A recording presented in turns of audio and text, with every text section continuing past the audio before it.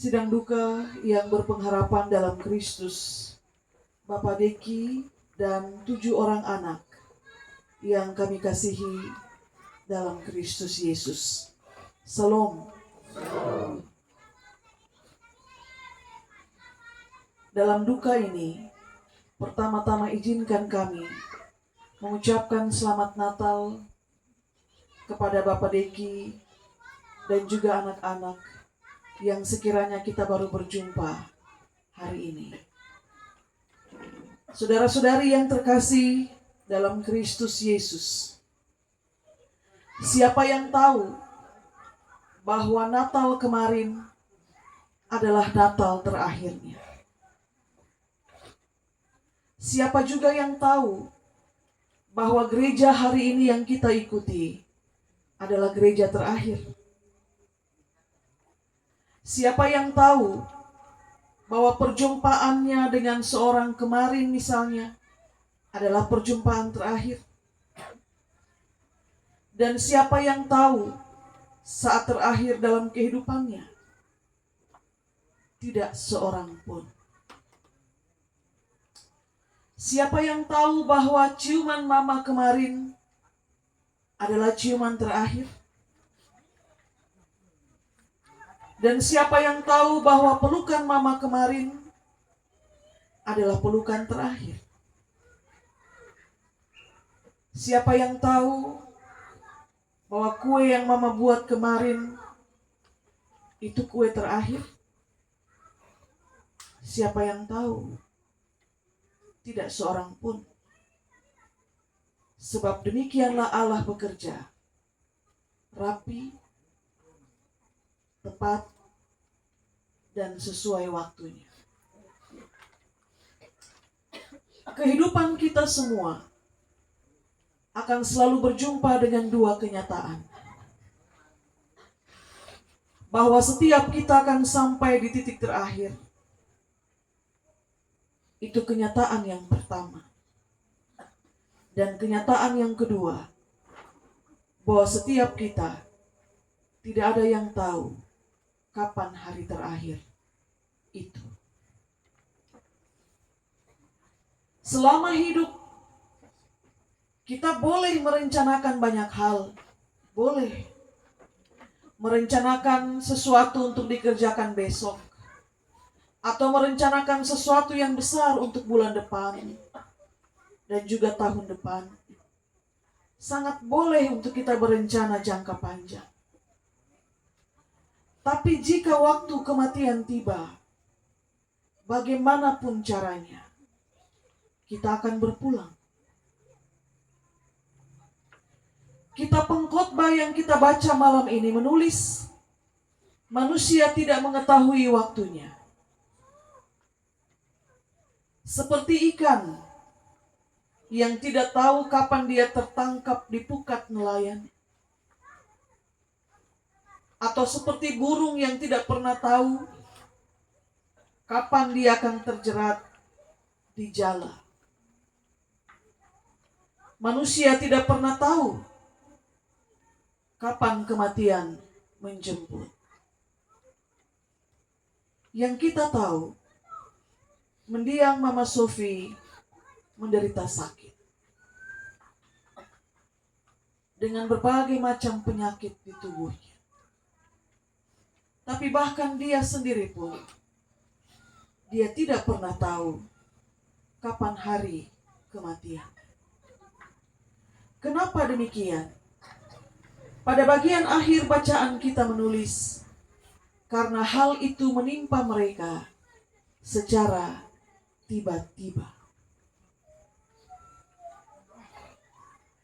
Saudara-saudari sidang duka, Bapak Diki dan anak-anak, dalam kemampuan manusia yang terbatas, kita akan menyebut kematian sebagai peristiwa yang tiba-tiba. Maka kita terkejut. Tetapi Allah tidak pernah merancangkan itu dengan tiba-tiba. Tidak pernah secara mendadak Allah merancangkan sesuatu untuk ciptaannya. Karena firman Tuhan telah bersaksi bahwa untuk segala sesuatu di bawah langit ini akan ada waktunya. Allah merancangkan waktu kehidupan dimulai dan waktu kehidupan itu berakhir, dan tidak pernah tiba-tiba. Tapi manusia melihatnya sebagai sesuatu yang tiba-tiba. Tiba-tiba sakit, tiba-tiba meninggal. Maka kematian Mama Sofia Amelia Selly adalah bagian dari segala sesuatu yang ditetapkan waktunya oleh Sang Pencipta. Bukan tiba-tiba. Kematiannya tidak terjadi di tanggal 26. Dan juga bukan di tanggal 28. Sebab kematiannya memang telah ditetapkan. Dia akan pergi di tanggal 27 Desember. Ketika tahun hampir berakhir dan ketika Natal baru saja lewat. Dan saya membayangkan bahwa meskipun sakit, saya kira anak-anak mengucapkan kemarin, Selamat Natal Mama. Siapa yang tahu bahwa ucapan Selamat Natal itu menjadi ucapan Selamat Natal terakhir yang diucapkan. Maka saudara-saudari yang terkasih dalam Kristus, demikianlah rahasia kehidupan yang kuncinya ada di tangan Sang Pencipta. Tidak ada satupun yang bisa menolak dan tidak ada satupun yang bisa menunda atau bahkan juga mempercepat. Sekalinya dia datang, dia membawa pergi bukan hanya orang yang kita kasihi, tapi sekalinya kematian itu datang, dia juga akan membawa pergi kebersamaan, membawa pergi cinta dan kasih sayang seorang ibu, seorang mama yang bekerja keras, melakukan segala sesuatu supaya anak-anaknya bisa hidup, bersekolah, yang melakukan segala sesuatu untuk kebaikan anak-anaknya. Dia bekerja keras. Tidak akan pernah terulang. Meskipun juga tidak akan pernah terganti. Apakah kita bisa mengulang kebersamaan dengan orang terkasih yang sudah pergi? Tidak. Bapak Deki dan 7 anak tidak bisa lagi mengulang kebersamaan dengan Mama Sofia. Dan kehadirannya sebagai mama yang mengandung, yang melahirkan, yang merawat, yang membesarkan, yang bekerja apapun supaya anak-anak sekolah, peran itu tidak akan tergantikan. Tidak akan tergantikan. Seburuk apapun penampilannya, sesederhana apapun kehidupannya, seberat apapun beban yang dia pikul, peran itu, bahkan dirinya sendiri tidak akan pernah tergantikan. Akan hidup kenangan di hati dan pikiran semua anak-anak tentang mama yang bekerja keras, tentang mama yang tidak melupakan anak-anaknya meski dia tinggal di Tarus dan anak-anak ada di Oibuf.